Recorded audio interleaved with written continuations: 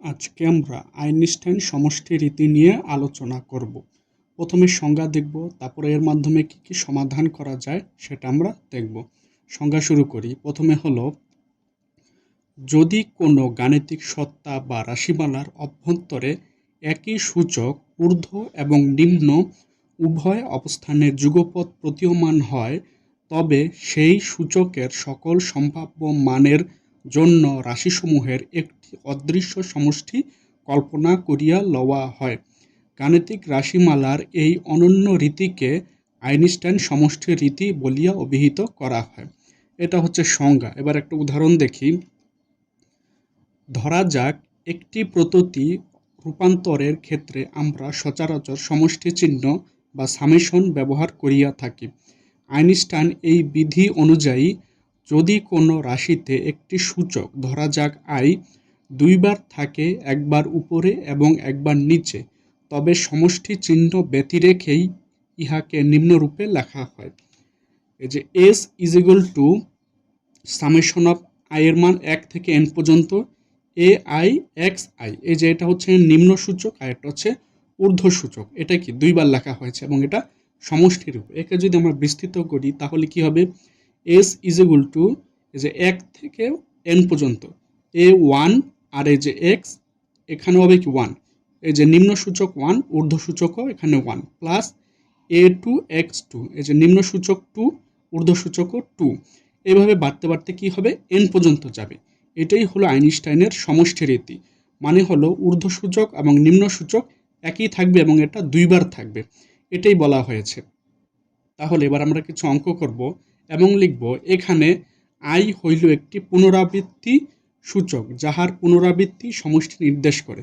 যেহেতু দুইবার আছে ঊর্ধ্ব সূচক ও নিম্ন সূচক, এজন্য এটাকে পুনরাবৃত্তি সূচক বলা হয়, আর সংক্ষেপে এটাকে এভাবে বলা হয়।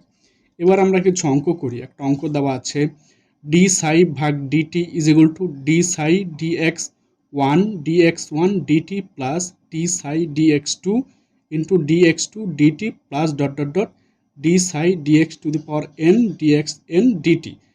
আইনস্টাইন সমষ্টি রীতি অনুযায়ী প্রকাশ করো। মানে এটা বিস্তৃত আকারে দেওয়া আছে। প্রথমে এটা আমরা তুলব।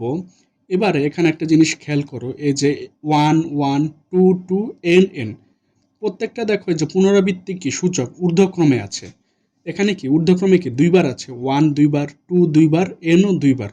তাহলে সমষ্টি অনুযায়ী কি একে এভাবে লেখা হয়, ডি সাই ভাগ DT D Sai D I. যেহেতু এখানে কি দুইবার আছে তাকে কি আই আকারে লেখা হবে, তাহলে ডিএক্স আই ডিটি, এটাকে এইভাবে লেখা হবে। তাহলে এটাই হলো আইনস্টাইনের সমষ্টি রীতি অনুযায়ী একে এইভাবে প্রকাশ করা হবে। তারপর আরেকটা আমরা দেখি, লেখা আছে x one square plus x two square plus x cube square plus dot dot dot x to the power n square. Einstein সমষ্টি রীতি অনুযায়ী প্রকাশ করো। প্রথমে আমরা এটা তুলব। এখানে একটা জিনিস খেয়াল করো, এই যে 1 2 3 n, প্রত্যেকটাই কি বাড়তে বাড়তে চলে গেছে। তাহলে একে আমরা কি লিখবো, x to the power I, যেহেতু কি বৃদ্ধি পেয়ে চলে গেছে, স্কোয়ার, যেহেতু এটা দুইবার এজন্য কি হবে x i into x i. আর যেহেতু আই, তার মানে কি এটার বদলে জেও লেখা যায়। এখানে টেন্সরে যখন আমরা কোনো জিনিস দেখব আই আর এরপর আমরা জেও দেখব, তাহলে এই দুইটা সূচক আমরা পেলাম। তাহলে এটাই হলো আইনস্টাইনের সমষ্টি রীতি অনুযায়ী একে প্রকাশ করা হলো।